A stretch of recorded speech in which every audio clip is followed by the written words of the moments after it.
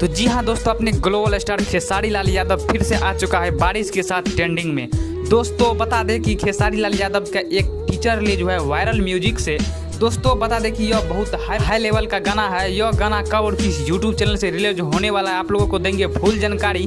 तो बने रहिए इस वीडियो में। इससे पहले प्लीज़ दोस्तों, आप लोग हमारे चैनल पर पहली बार आए हैं तो छोटे भाई समझकर हमारे चैनल को सब्सक्राइब कर देना।